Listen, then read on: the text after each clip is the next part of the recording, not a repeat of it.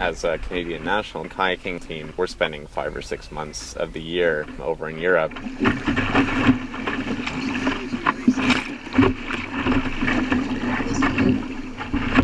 And so money just gets eaten up with all these hotel costs.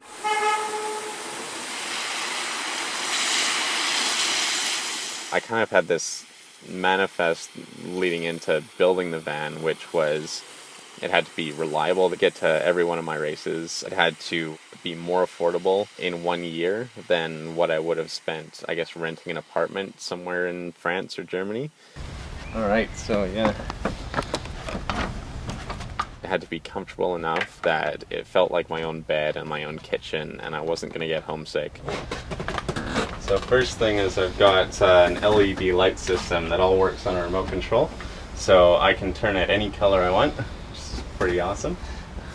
When I was trying to come up with an idea of how I could spend the next 2 years in Europe, and I don't have the budget to be spending money on hotels or rental cars, really living in some kind of vehicle was going to be my only option.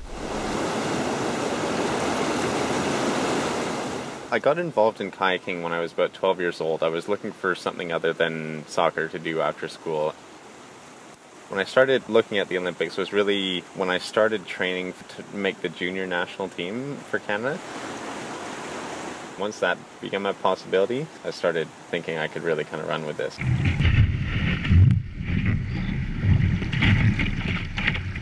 I strongly believe that if I just work harder than everyone else, I will make it eventually get to the Olympics.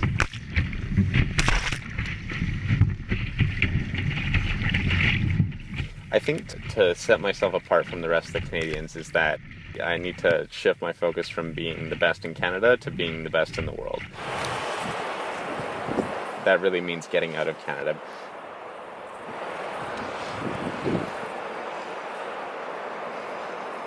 When I was trying to come up with an idea about what kind of home I wanted to build in Europe,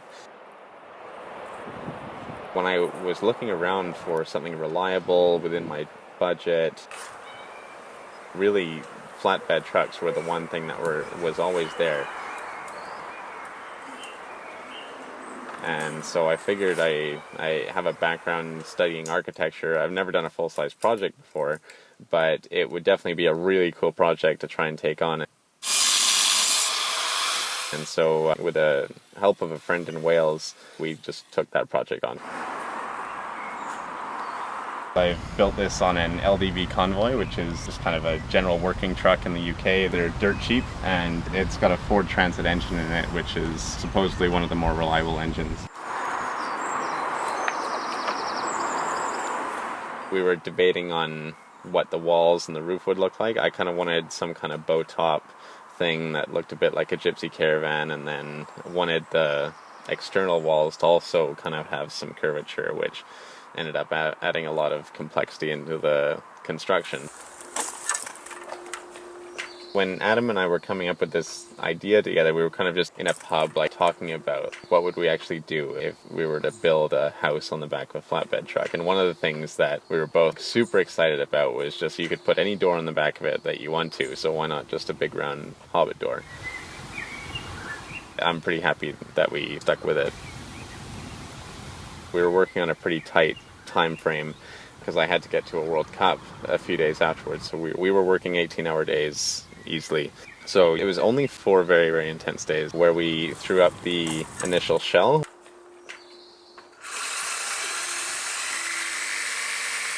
The interior design project took me about 2 weeks.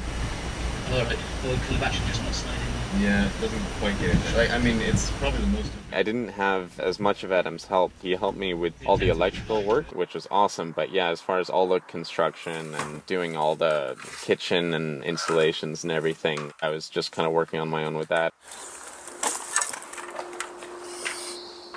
So the truck ended up costing me about 2,000 Canadian. And then the conversion was on the order of around 1,500 for all the wood, and then all the appliances and solar panels, wind turbine, that was more around 6,000. And then the insurance was one of the really big ones, and that was about 3,000. After buying the truck, first thing I did was spend 3 days trying to insure the thing. It was incredibly difficult to try and insure a crazy, wacky vehicle for a non-resident of the UK. Especially because this was my first car I've ever bought. I have no driving record whatsoever.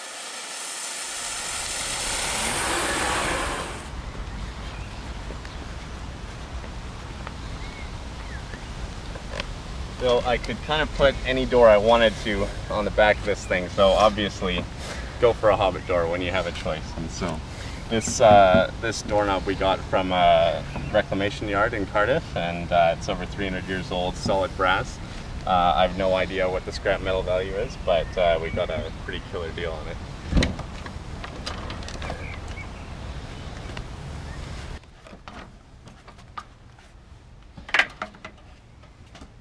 The couches are one of my favorite features. My friend Adam, who helped me construct the van, his mum is an amazing upholsterer and seamstress and interior designer, and she helped with all of this and just did an amazing job.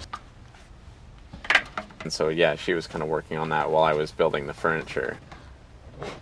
So all of these cushions remove, and then I've got storage underneath. And I have a table cut out that still need to install. I'm trying to design some kind of cool mechanism so it'll pivot and hide underneath the couch here. But for now I'm still working on some other things to get finished first. And then this will also double as a spare bed. This cushion comes out and you can slide it right in here and make a spare bed if you got someone traveling with me. And design this to be a little bit of an ottoman so I can put my feet up, have a mouse pad here, and yeah, have this as a little home office. But yeah, otherwise this is command central with the kitchen. I tried to make everything as ergonomic as possible. I've got dishes up here, and then pantry over on this side. So it's 72 square feet that I have. That's actually smaller than most tiny houses out there, but I'm actually finding it's more than enough room. I have a nice big bed, which is one of the main things that I was really looking for, is something that really feels like my bed. So it's actually the size of a king-size bed, and then the rest of the space is multi-purpose: kitchen, living room, dining room, whatever, home office. I tried to just ergonomically design it for just wherever I'm standing. It can kind of become a bit of a different space. So yeah, this has kind of been a work in progress for the last few months anyway.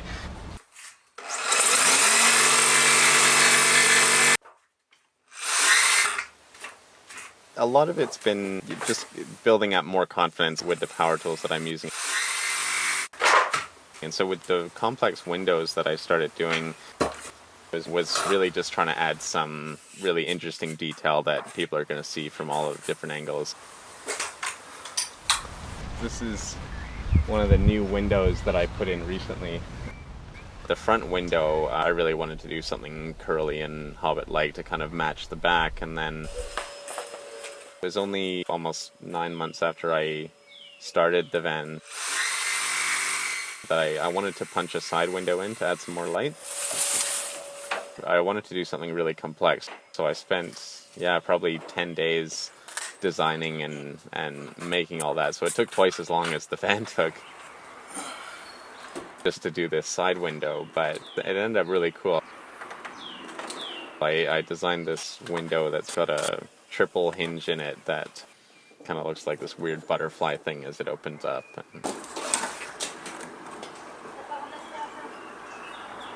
This mechanism, it's kind of got 3 different axes of movement. It's mainly designed to be a bit of a showpiece, so you just kind of push on it and these kind of butterfly out to the side.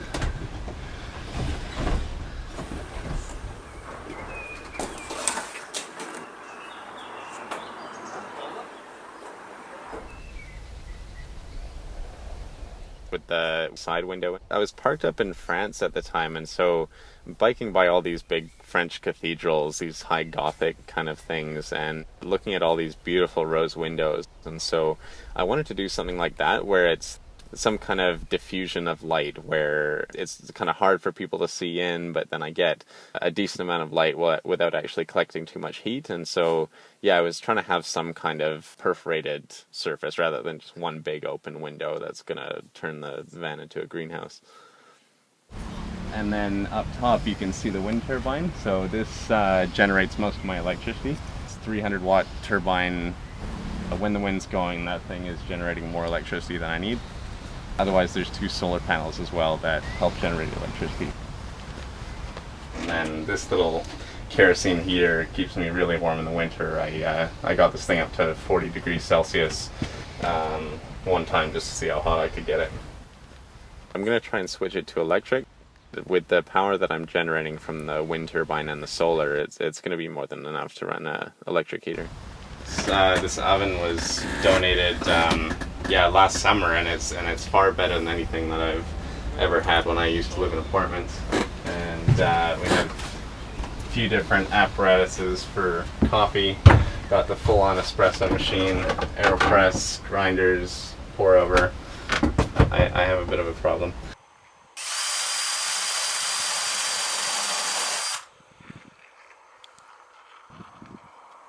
I live out of a suitcase so much of the year, so kind of doing this for a long time.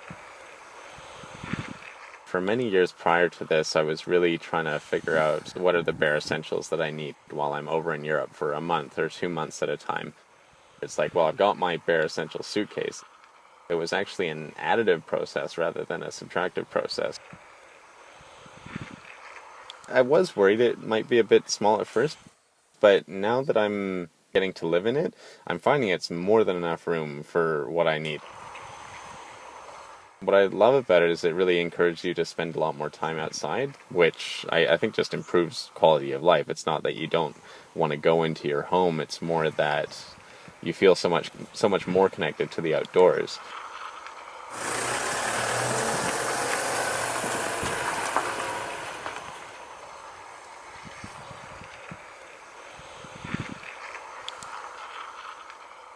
It's absolutely been cost effective. It is cheaper for people to fly within Europe than compared to the amount of fuel it takes me to drive across the continent. However, that's quickly offset with the amount of money that they're spending on hotels and the car that they have to rent there, and the fact that they're eating out all the time because they don't have a kitchen. So on the whole, I'm definitely saving money. And even if I wasn't, I get to live in my own house, sleep in my own bed, which is just, it's huge when it comes to racing.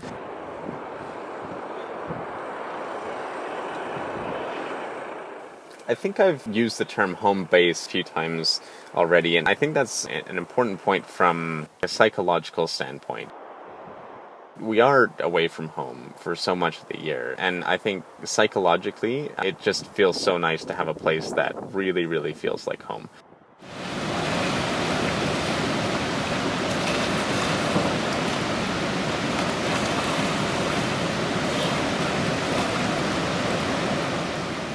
When I get to go over to some important race with so much on the line and career make or break possibilities, it takes one more thing out of the equation that I just don't have to worry about as far as sleeping in someone else's bed or not eating the food that I want to eat. So as far as just preparing for things as an athlete, living in a van is much, much better than I think what most of the other athletes are doing.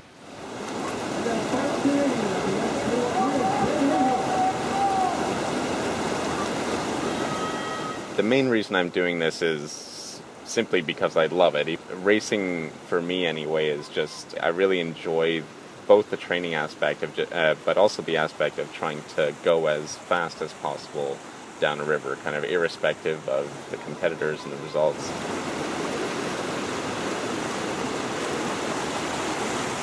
The Olympics is a huge goal for me, and I'd absolutely love to have that opportunity and get to represent Canada for that, but the main priority is just to keep on doing what I love.